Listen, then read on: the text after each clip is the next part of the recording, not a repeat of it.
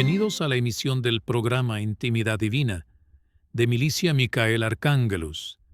Aquí escucharás las lecturas de la Santa Misa y meditaciones sobre la vida interior para cada día del año litúrgico. Inicio de la Semana Santa, Domingo de Ramos. A continuación, textos extractados del Decreto General del 16 de noviembre de 1955, que restaura la liturgia de la Semana Santa. De las semanas del año litúrgico, la Semana Santa es verdaderamente singular por la completud, majestad y devoción de las ceremonias.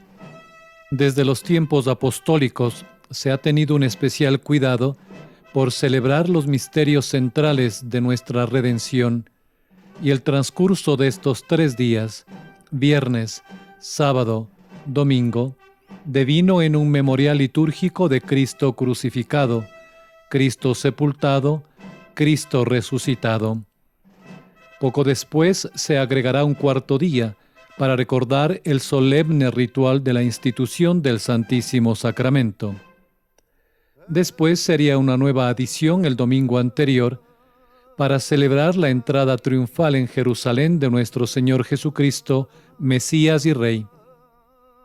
Originalmente, estos ritos tenían lugar en la misma hora del día, en el cual habían sucedido las escenas litúrgicas representadas.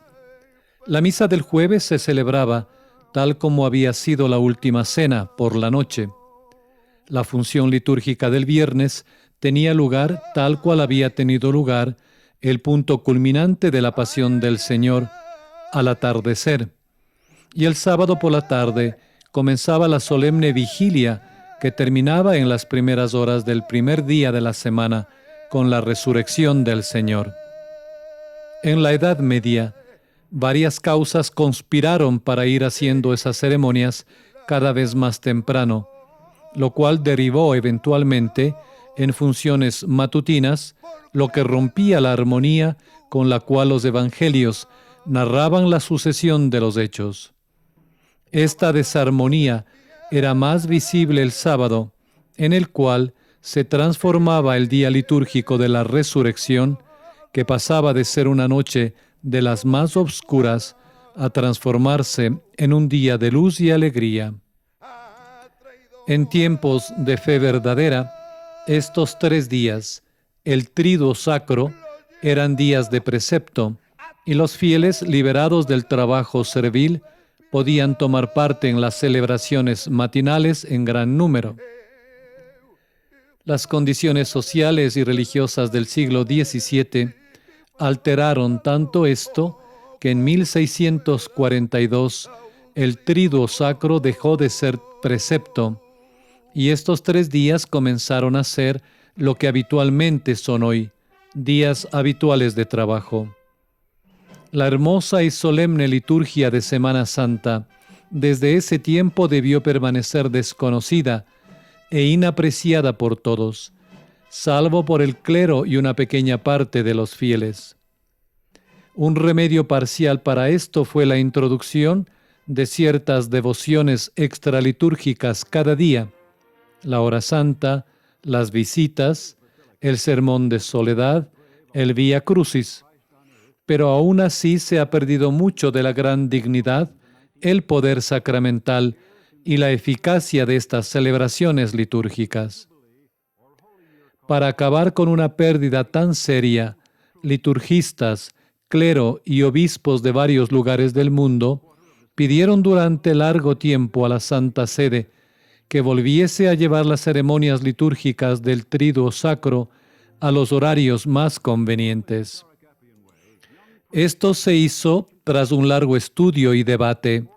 En el año 1951, la liturgia de la Vigilia Pascual se reinstaló en las horas nocturnas a modo de experimento, y en 1953, la Constitución Apostólica Christus Dominus permitió que se pudiera decir misa e impartir la comunión por la tarde en ciertos días del año.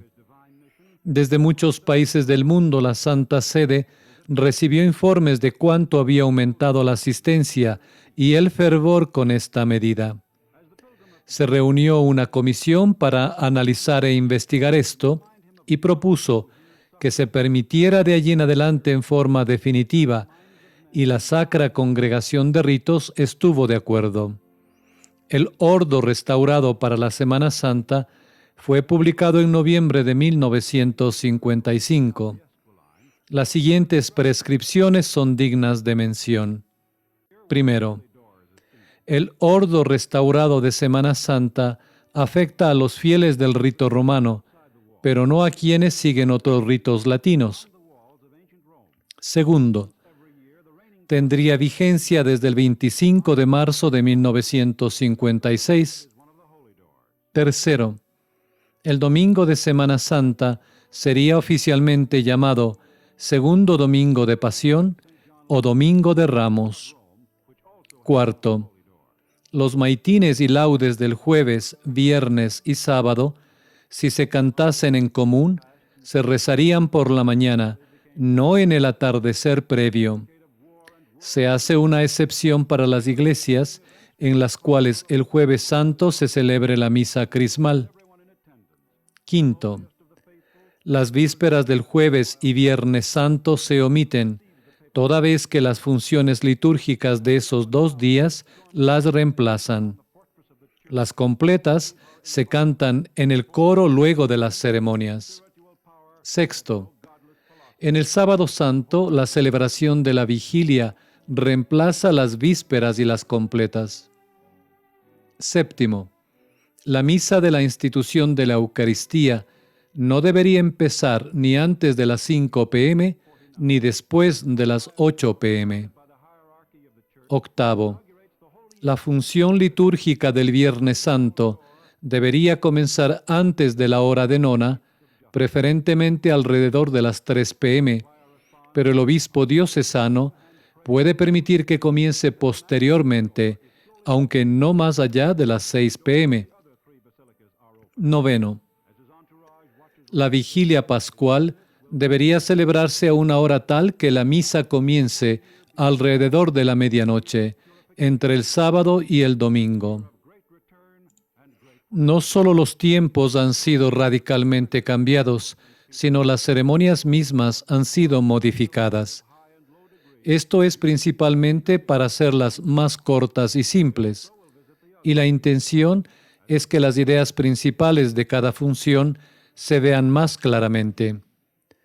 Pero la mayor parte de los cambios no son innovaciones, sino un retorno a las viejas formas, más en línea de lo que se conocía en los días de San Wilfrido y San Beda el Venerable. El deseo de la Santa Sede es que toda la liturgia de la Semana Santa pueda ser celebrada en todo lugar con la mayor grandeza y solemnidad posibles, y que la gente tome parte activa en ella. Segundo Domingo de Pasión o Domingo de Ramos. Extractos tomados del Decreto General que restaura la liturgia de la Semana Santa. Que los fieles sean invitados a tomar parte en la procesión de ramos en gran número, lo cual rinde a Cristo Rey un testimonio público de amor y gratitud. El segundo domingo de Pasión debería ser, en todo caso, un grande y santo día, como que conmemora el último triunfo de nuestro Señor Jesucristo sobre esta tierra, y abre la Semana Santa. En este día, la Iglesia celebra la entrada triunfal de nuestro Señor en Jerusalén. Cuando la multitud, marchando antes y detrás de Él, cortaba palmas de los árboles y las arrojaba ante su paso gritando: Hosana, es decir, gloria y honor al Hijo de David. Bendito es el que viene en nombre del Señor. Y es en conmemoración de aquella entrada triunfal que las palmas se bendicen e inciensan en la solemne procesión. En efecto, este Domingo de Ramos el triunfo de nuestro Señor solamente está centrado en su muerte. Pero nosotros sabemos que su muerte no es una derrota. Por medio de su pasión y muerte, Él conquistó el mundo y entró en su reino. El día que fuere elevado, atraeré todas las cosas hacia mí. San Juan capítulo 12. Por esto, la Iglesia invita a los fieles a unirse a la triunfal procesión de hoy, que es un acto de homenaje y gratitud a Cristo Rey. Este inicio triunfante de la Semana Santa está lleno de significación. Aunque los ornamentos de la misa son morados y el Evangelio de la Pasión nos recuerda que por delante se halla la cruz, ya sabemos que ésta simboliza la victoria. Por esto la Iglesia nos anima a iniciar la Semana Santa con un alegre y público agradecimiento a Jesucristo, nuestro Rey. Las principales ceremonias de este día son la bendición de los ramos, la procesión y la misa con la lectura de la Pasión.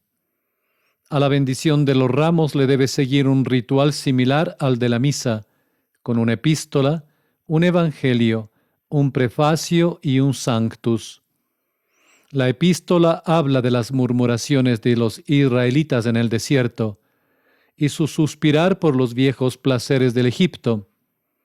El evangelio era el mismo de hoy, describiendo la entrada triunfal en Jerusalén.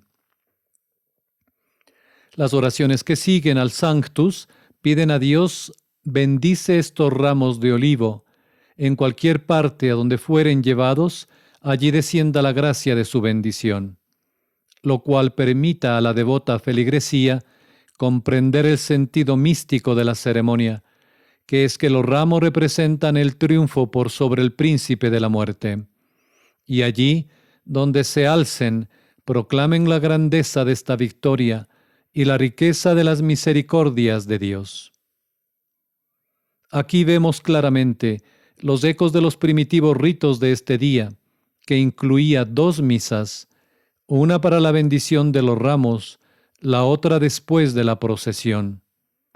Las oraciones de la bendición, las antífonas, que se cantan durante la procesión y el himno Gloria Laus, nos ofrecen una de las más impresionantes ceremonias que se hallan en el año litúrgico.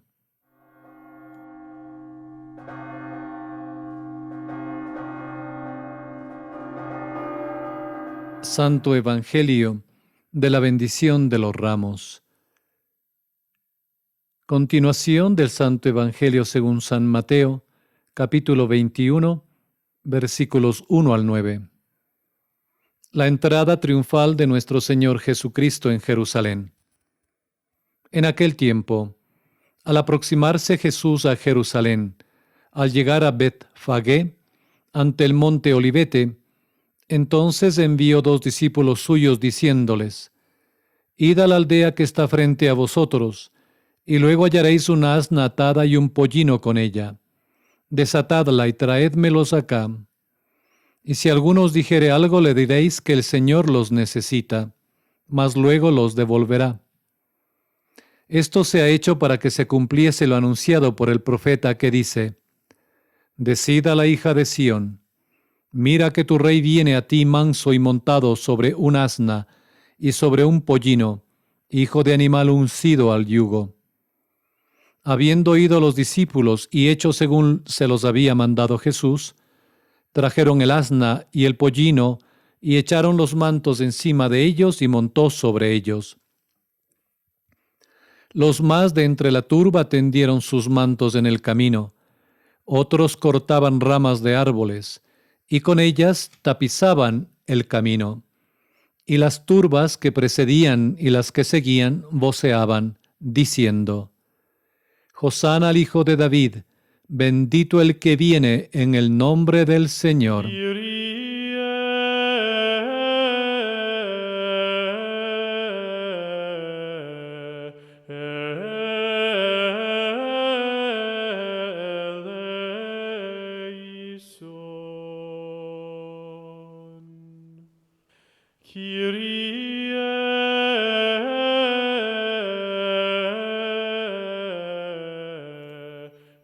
Lecturas de la Santa Misa del Domingo de Ramos.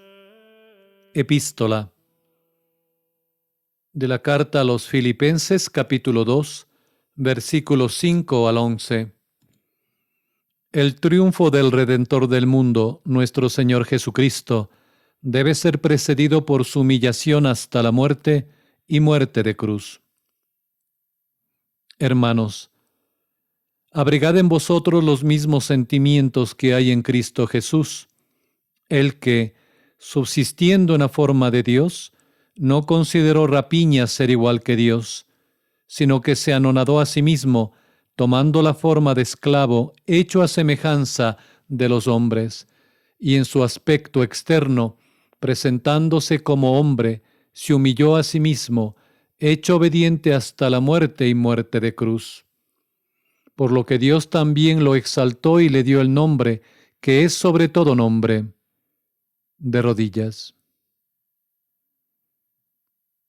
Para que al nombre de Jesús se doble toda rodilla, de los seres celestiales, terrenales e infernales, y toda lengua confiese que Jesucristo es el Señor en la gloria de Dios Padre. Deo gracias. Christe eleison.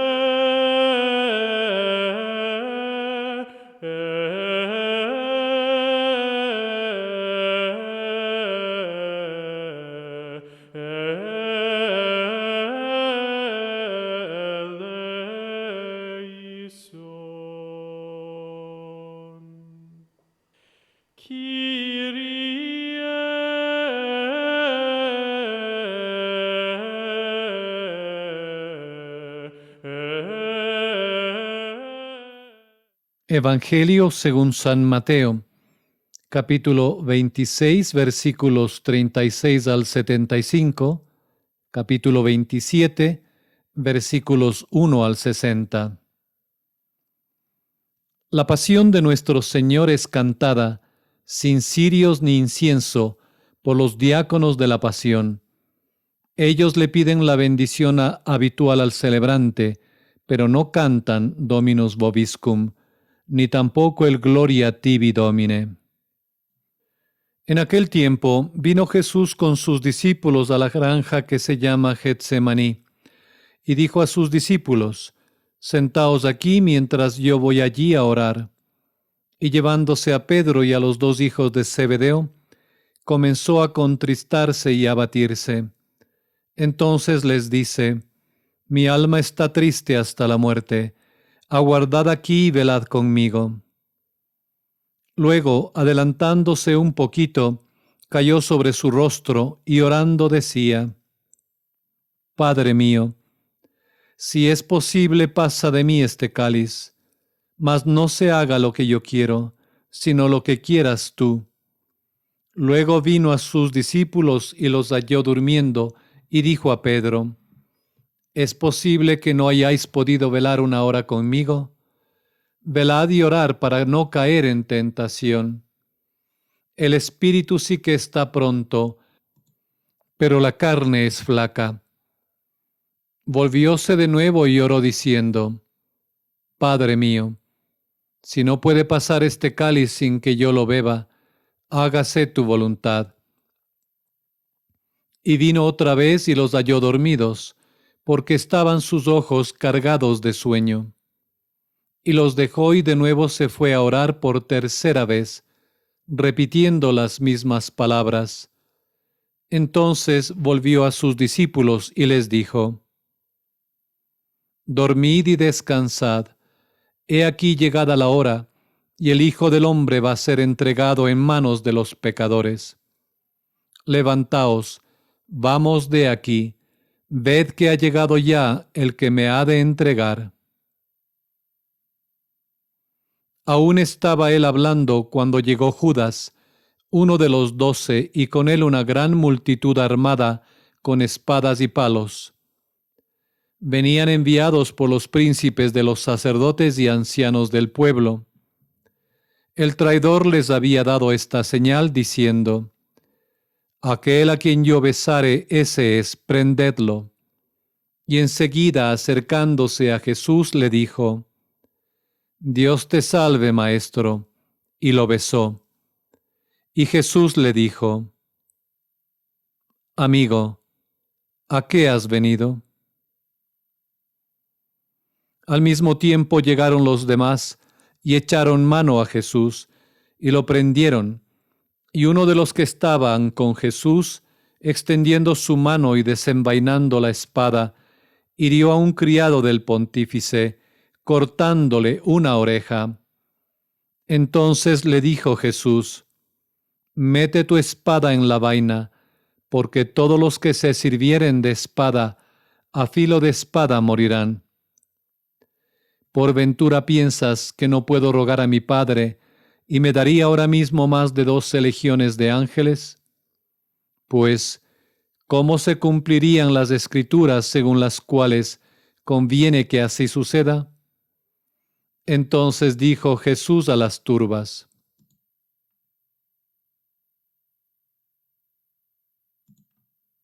Como a un ladrón habéis salido con espadas y palos a prenderme. A diario estaba sentado en el templo con vosotros enseñando, y nunca me prendisteis. Mas todo esto ha sucedido para que se cumpliesen las escrituras de los profetas. Entonces lo abandonaron todos sus discípulos y huyeron. Mas los que prendieron a Jesús lo llevaron a casa de Caifás, el sumo pontífice, donde estaban reunidos los escribas y los ancianos. Pedro lo seguía de lejos hasta el palacio del sumo pontífice, y habiendo entrado dentro, estaba sentado con los criados, para ver en qué paraba todo aquello. Mas los príncipes de los sacerdotes y todo el concilio buscaban algún falso testimonio contra Jesús para condenarlo a muerte. Y no lo hallaron, aunque se habían presentado muchos falsos testigos. Por último llegaron 2 falsos testigos y dijeron, Este dijo, puedo destruir el templo de Dios y reedificarlo en 3 días. Y levantándose el sumo pontífice le dijo, ¿No respondes nada a lo que éstos deponen contra ti? Pero Jesús callaba. Entonces el sumo pontífice le dijo, Te conjuro de parte de Dios vivo, que nos digas si tú eres el Cristo, el Hijo de Dios. Jesús respondió,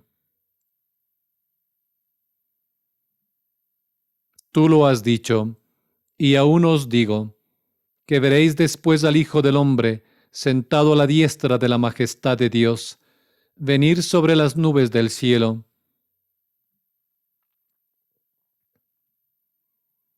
Entonces el sumo pontífice rasgó sus vestiduras diciendo, Ha blasfemado. ¿Qué necesidad tenemos ya de testigos? He aquí ahora acabáis de oír una blasfemia. ¿Qué os parece? Y ellos respondieron diciendo, Reo es de muerte. Entonces lo escupieron en la cara y lo maltrataron a puñetazos, y otros le dieron bofetadas diciendo, Cristo, adivina, ¿quién es el que te ha herido?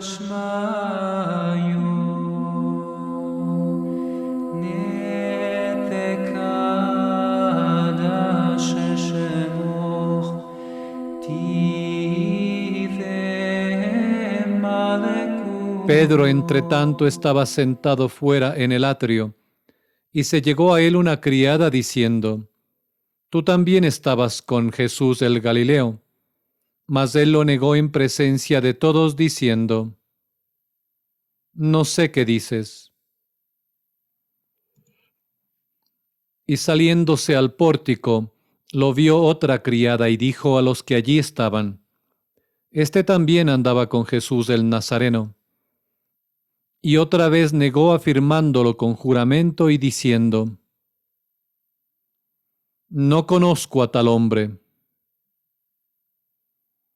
Poco después se acercaron los circunstantes y dijeron a Pedro: «Seguramente eres tú también de ellos, porque tu mismo acento te traiciona». Entonces comenzó a maldecir y a jurar que no conocía a semejante hombre. Y al momento cantó el gallo.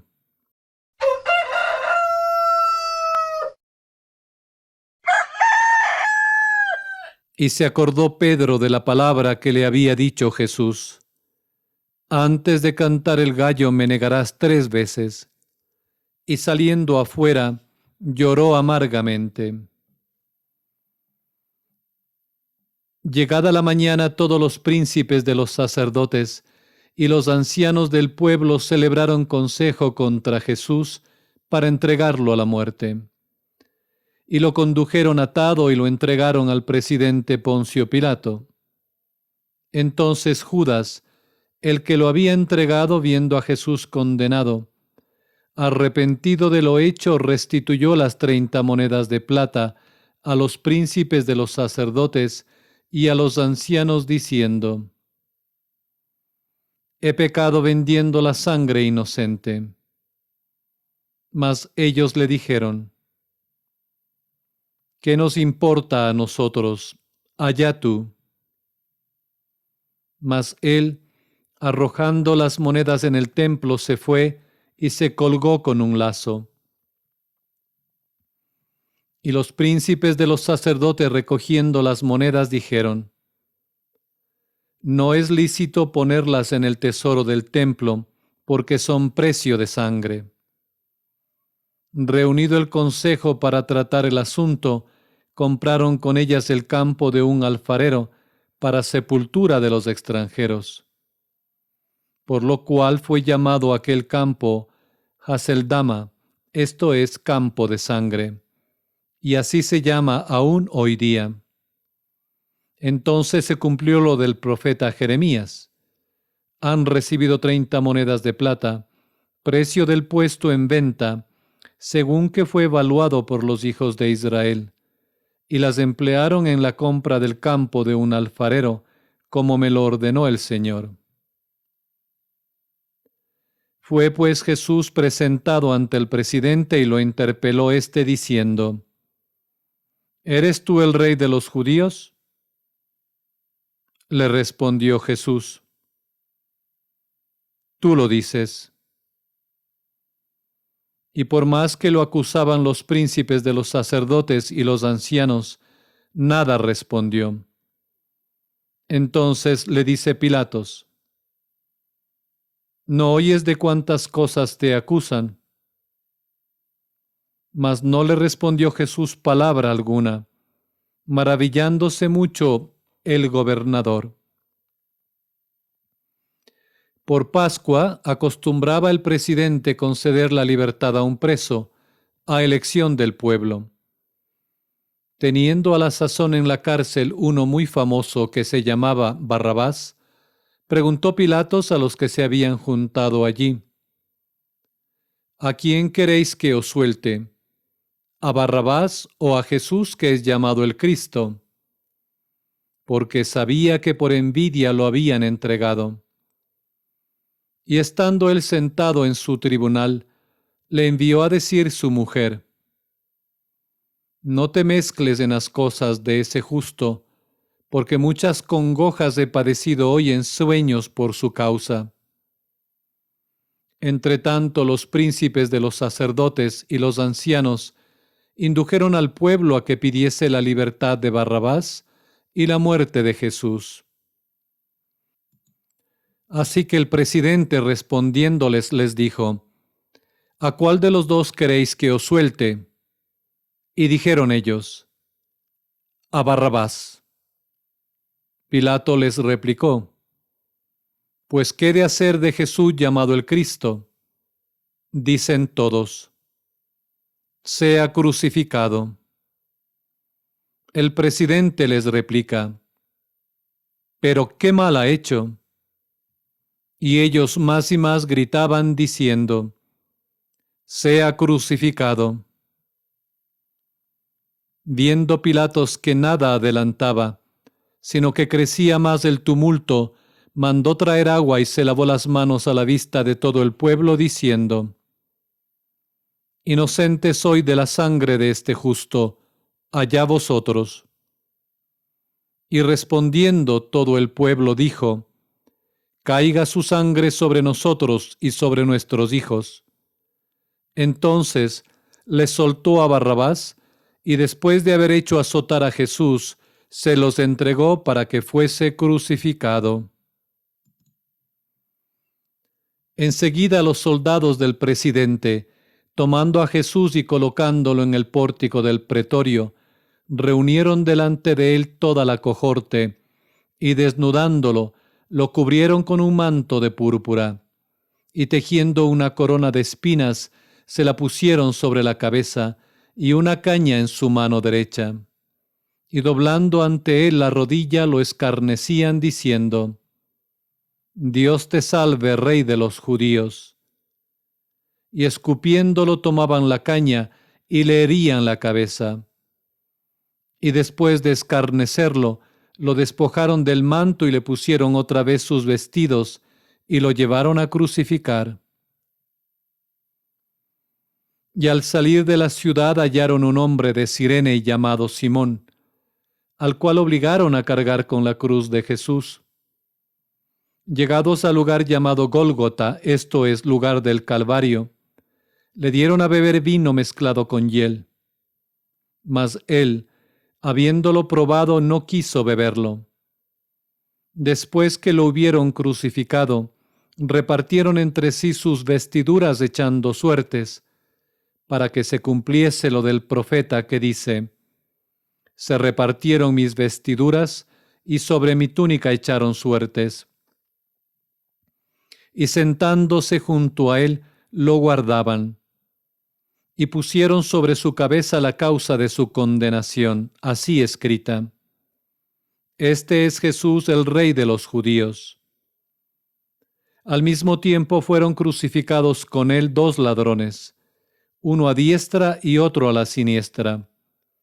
Y los que pasaban por allí blasfemaban de él, meneando la cabeza y diciendo: Va, tú que destruyes el templo de Dios y lo reedificas en 3 días, sálvate a ti mismo. Si eres hijo de Dios, desciende de la cruz. Asimismo, insultándolo también, los príncipes de los sacerdotes con los escribas y ancianos decían: A otros ha salvado, y no puede salvarse a sí mismo. Si es el Rey de Israel, descienda ahora de la cruz y creeremos en él. Confió en Dios, líbrelo ahora si es que lo ama, pues dijo: Yo soy hijo de Dios. Y los ladrones que estaban crucificados con él, esto mismo le echaban en cara.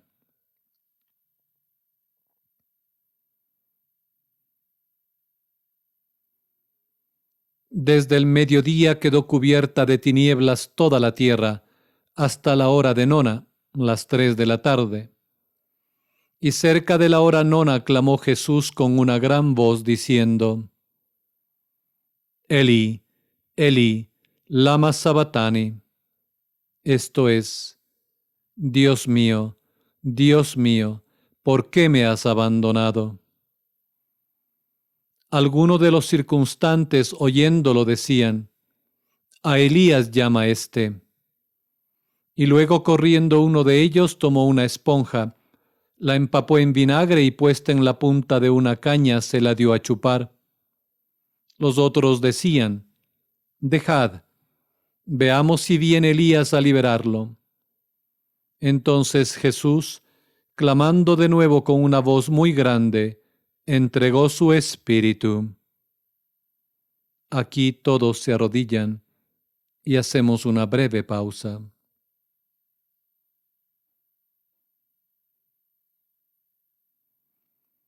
Entonces el velo del templo se rasgó en 2 partes, de arriba hacia abajo, y tembló la tierra, y se partieron las piedras, y se abrieron los sepulcros, y los cuerpos de muchos santos que habían muerto resucitaron. Y saliendo de los sepulcros después de la resurrección de Jesús, vinieron a la santa ciudad, apareciéndose a muchos.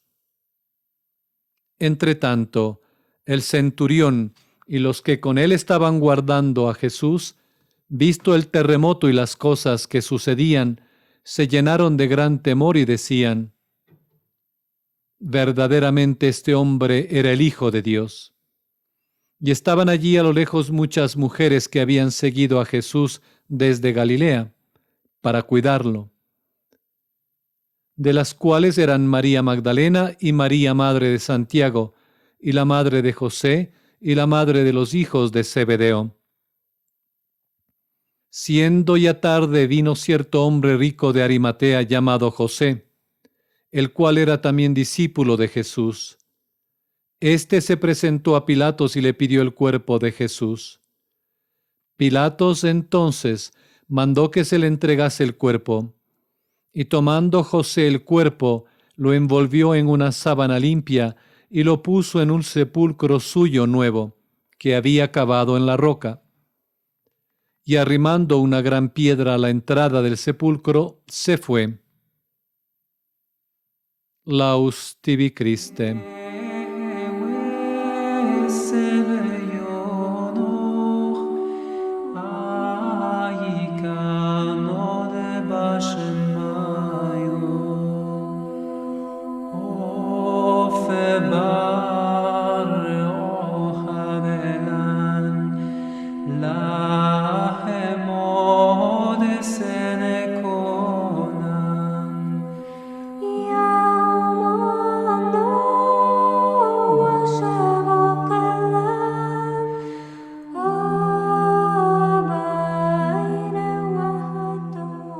Intimidad divina.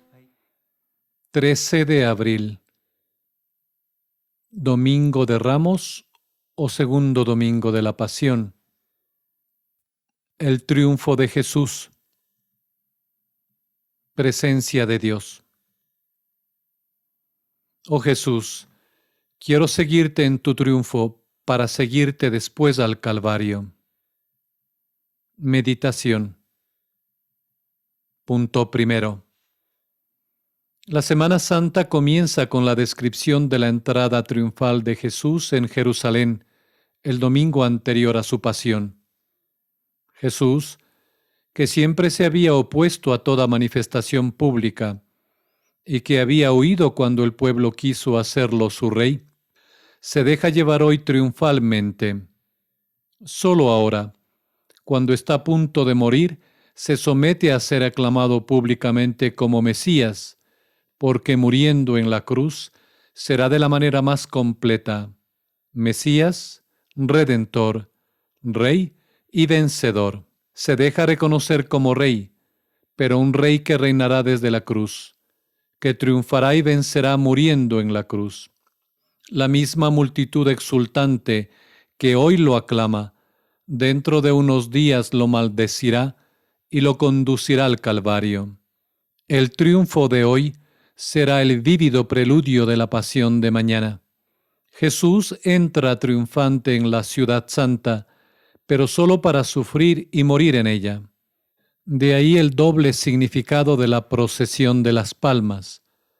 No basta acompañar a Jesús en su triunfo, debemos seguirle en su pasión, dispuestos a compartirla, suscitando en nosotros, según la exhortación de San Pablo a los filipenses, sus sentimientos de humildad y de inmolación total, que nos llevarán, como a Él y con Él, hasta la muerte y muerte de cruz. Las palmas que hoy bendice el sacerdote no tienen solo un significado festivo, representan también la victoria que Jesús está a punto de obtener sobre el príncipe de la muerte. También para nosotros deben ser símbolos de triunfo, indicativos de la victoria que hemos de obtener en nuestra lucha contra el mal que hay en nosotros y contra el mal que nos rodea. Al recibir la palma bendita, renovemos nuestro compromiso de vencer con Jesús, pero no olvidemos que fue en la cruz donde Él venció.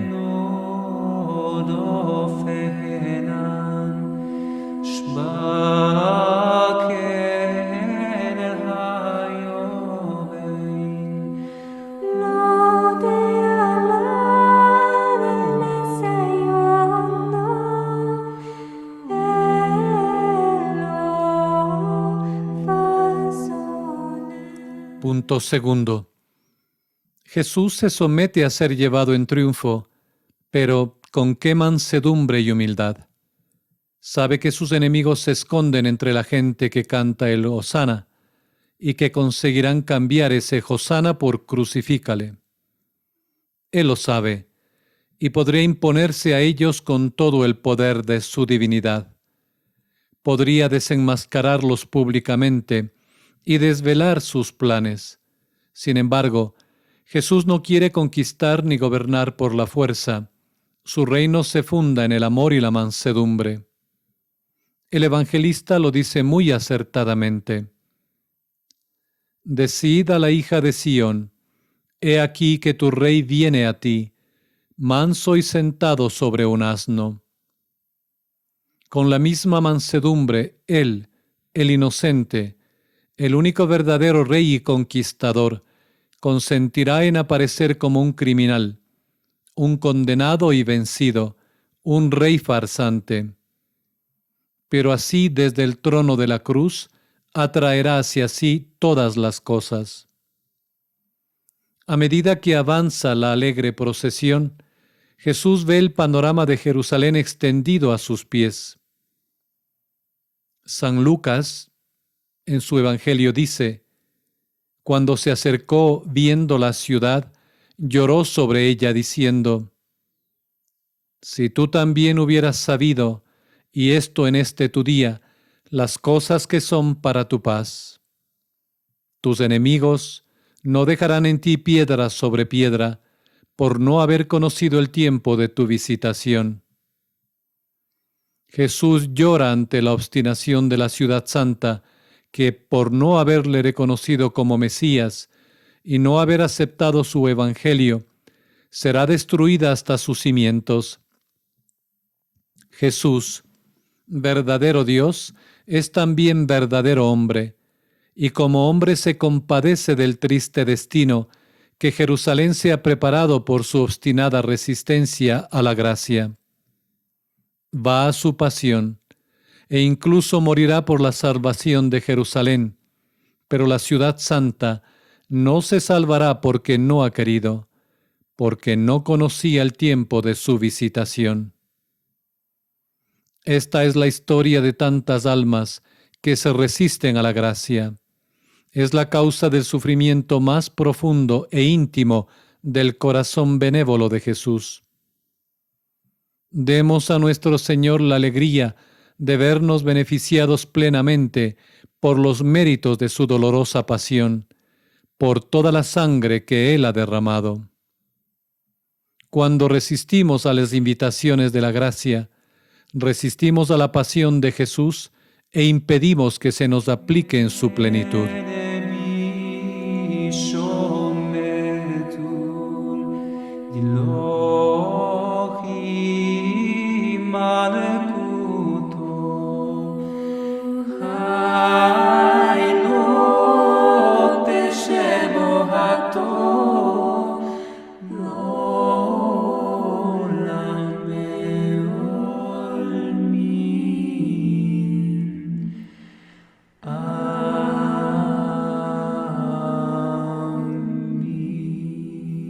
Coloquio.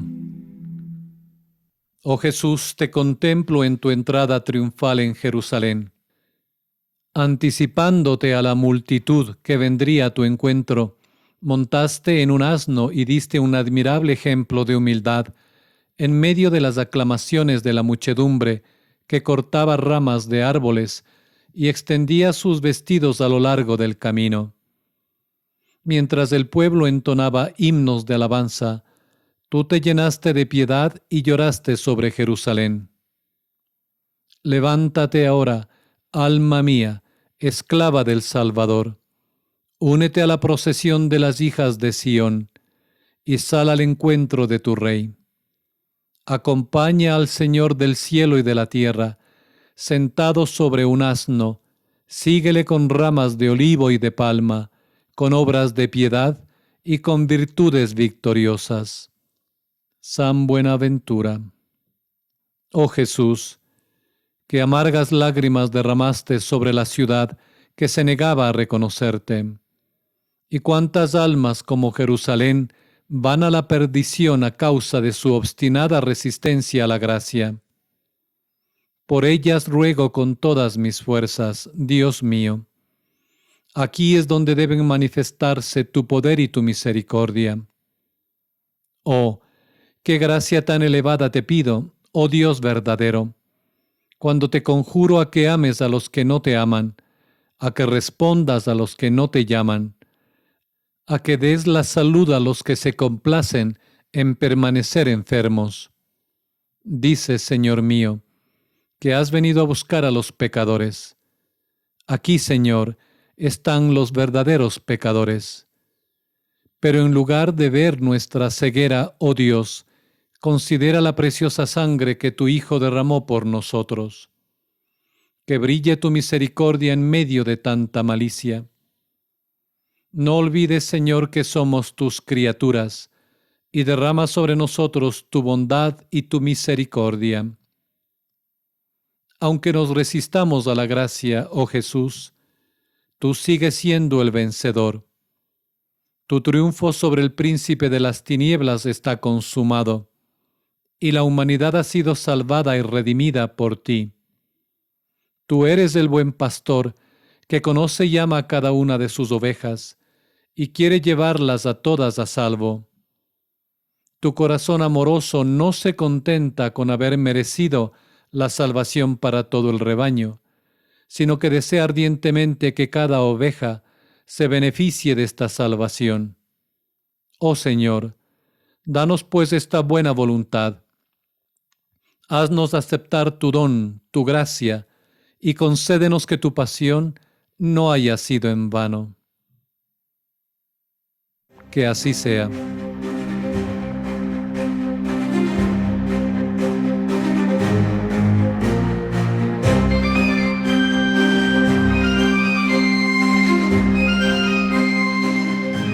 Gracias por escuchar esta emisión de Intimidad Divina, una guía espiritual mientras seguimos la ascensión del alma hacia la unión transformadora con Dios, o lo que es lo mismo, hacia la intimidad divina. Este es un llamado a la santidad en medio del mundo.